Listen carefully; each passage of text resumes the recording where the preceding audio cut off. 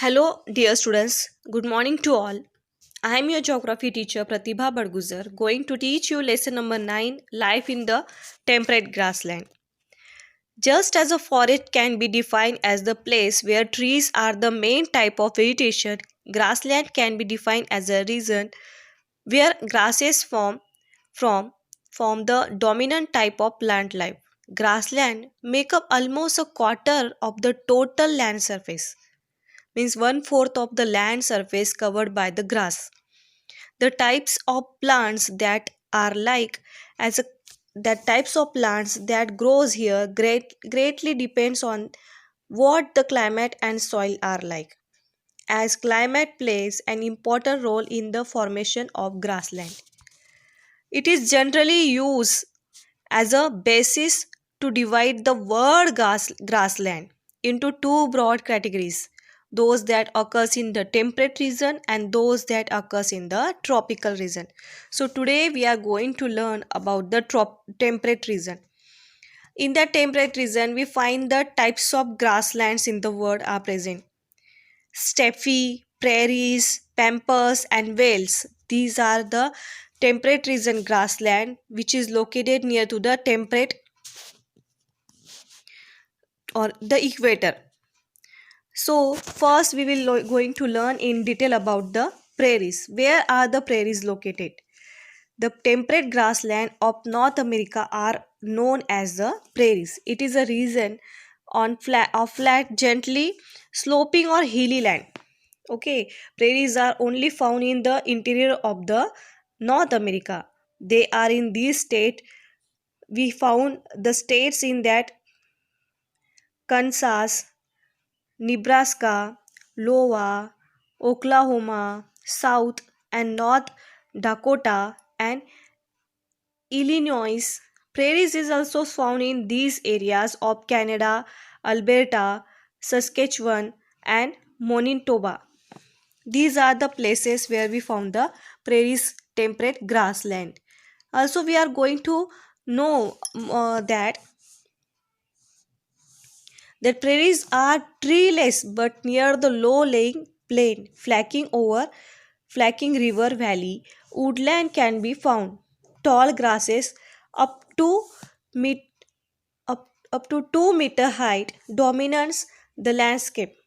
Means that 2 meter height of the grasses are covered major part of the landscape. It is actually a sea of grass, so we will call that sea of grass. Divide that the description of the prairies we will find in that: divide into three types of grasses: tall grass, true prairies, mix means mid grass, and short grass. Tall grass prairies form a narrow band from Canada south to the Gulf Coast prairies in Texas and on the east side. Mid or mixed prairies form a band from Canada south to Texas in the middle between the tall and short grass prairies. Short grass prairies is bordered bordered by the mountain on the west side. We will see the images of the now you will see the image of the three type of grasses: mixed, tall and short grasses. Human impact. If we see that, what is the impact of the human? Before European influence, prairies were basically not impacted by Native Americans.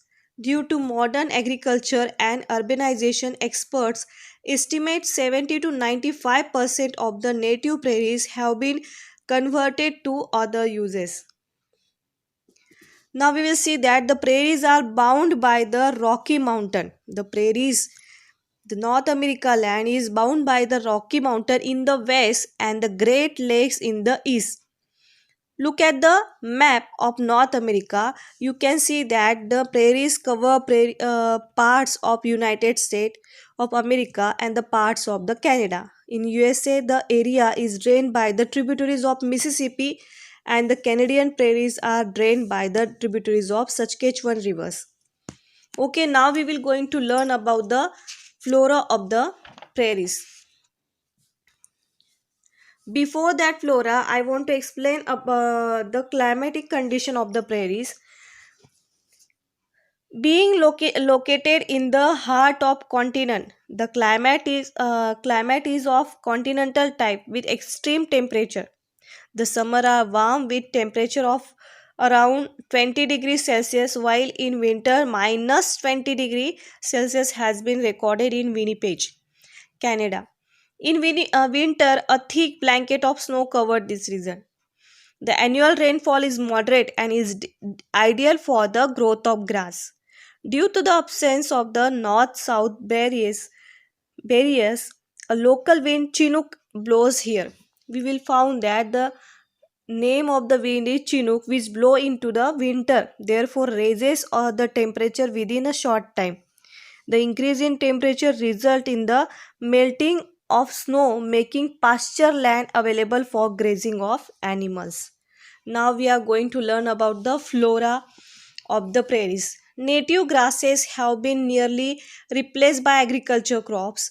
Wheat, corn, soybean, millet, rye, flax, etc. that crops are grown to there. The prairies used to include many grasses, some of which include big blue stem, little blue stem, Indian grass, switch grass, needle and thread, wheat grass, blue grama, and buffalo grass. Some trees on the prairies included cottonwood, ash, juniper, aspen, oak, and other. Most of the cottonwoods have been reduced in number due to the dams places along the upper Missouri basin, urbanization, and agriculture. In that flora, you just for the exam purpose, you just understand that what is the main thing we will keep in mind for the flora of the prairies, that prairies are particularly treeless land, okay, where water is available. Trees such as willow, alders, and poplar grow. These are the common trees we found in the prairies. Places that receive rainfall of over 50 centimeter are suitable for farming as the soil is fertile. Though the major crop of this area is maize, other crops like potato, soybean, cotton, and alfalfa is also grown. Areas where rainfall is very little or unreliable, grasses are short and sparse. These areas are suitable for cattle rearing. Large cattle farms called ranches. Now we will learn in that fauna of the prairies. Cattle have replaced bisons. Prongons numbers dramatically reduce. Bisons means what? Look at by the sturdy men called cowboys, who train the horses. They call cowboys bison or the American buffalo. That bison means the American buffalo, which is famous in that prairies in fauna, is the most important animal of this region. It nearly got extinct due to its indiscriminate hunting and is now a protected species. The other animal found in this region are rabbit, coyotes, gophers, and prairie dog. Prairie dog numbers reduced by 98%. Prairies provide stopping grounds for migrating birds. Population of wild white-tailed deer and coyotes have greatly expanded their ranges and increasing their numbers. These are the animals found in that prairies. Fauna of the prairies fast at time of early exploration of bisons, progress, antelope were dominant herbivorous. Estimate that 40 to 60 million bisons and antelope present on prairies.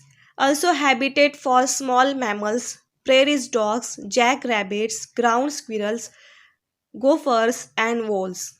Habitat for invertebrate grasshoppers, beetles, ants, and sap feeders. Birds include western meadowlark, grasshopper, sparrow, horn lark, chestnut collared, longspurs, hawks, eagles, and owls. These are the birds we found in that prairies. It is now where it is in detail. I am giving in that PPT presentation. So you should just learn about the main crops, main common trees in flora, and also the main animals like bisons and that things, rabbits, gophers, and coyotes. These are the main animals you should be in your mind, be learn and be keep in your mind that things only. That is the basic things you should be uh, keep in your mind about the prairies. Now, occupation of the people in the prairies. There are two major occupation of the people in the prairies. For example, cattle rearing and farming. People of this region are very hardworking. They have successfully harness technology to utilize their rich natural resources. Two of the most developed countries in the world, the USA and the Canada, are located in this region. Scientific method of cultivation and use of tractors, harvester, and combines has made North America a surplus food producer. The prairies are also known as the granaries of the world. The another name of the prairies is granaries of the world due to the huge surplus of wheat production. You have question why we call prairies granaries of the world? Because due to the huge surplus of wheat production, its another name is granaries of the world. Dairy farming is another major industry. The dairy belt extends from the Great Lake to the Atlantic coast in the east. Dairy farming and extensive agriculture both promote setting up of food processing industries. Large mineral deposit, particularly coal and iron, and a good network of road, railways, and canals in this region have made it the most industrialization region in the world. So hope you all understand about the prairies. The climate of the prairies: 20 degree Celsius in winter and minus 20 degree Celsius, 20 degree Celsius in summer and minus 20 degree Celsius in winter. Okay, Chinook wind is blow uh, in that winter season. Bison is the main and important animal found in the prairies. Ranches, cattle farms called ranches. Okay, these are the basic things you should be understand and keep in your mind about the prairies. And now we will going to see the activities. I am given you that students may choose from the following list and they will prepare that their activity. You read that activities and prepare your activities. Now I am going to teach you next temperate grassland. The name of the next important grassland is the veld. We will learn about veld: climate, natural vegetation, wildlife, occupation, industry, transport, and location. So see that location of veld. The veld are the temperate grassland found in South Africa. The country lies at the southern tip of Africa. It is bordered on the north east by Switzerland and Mozambique, on the north by the Botswana and Zimbabwe, and in the north west by Namibia. Namibia. To the west and south is the Atlantic Ocean, and to the east is the Indian Ocean. We found in the Veld, which is located near to the two ocean. To the west we found south in the Atlantic. To the west and south we found the Atlantic Ocean, and to the east we found the Indian Ocean. Okay, it is located near to the ocean. Much of the interior of southern Africa consists of a plateau. The higher part is the higher portion, 1500 meter, 2100 meter, are known as the high veld. This is above the low veld, and the lower region of the central plateau, which is below the high vale, is known as the low vale.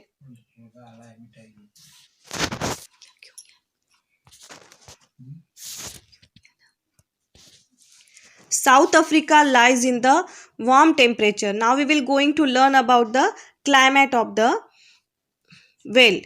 South Africa lies in the warm temperature zone of the southern hemisphere. This region experiences a mild climate. This is due to the altitude of the plateau, the presence of oceans on three sides, and the cold Benguela current which flows along the west coast.